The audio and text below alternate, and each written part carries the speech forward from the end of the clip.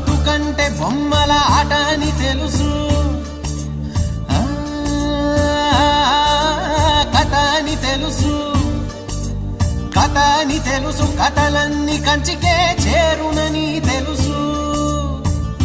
తెలుసు తెర తొలుగుతుందని, తెలుసు తెల్లారుతుందని, తెలుసు ఈ కట్టె పుట్టుకుమంటదని,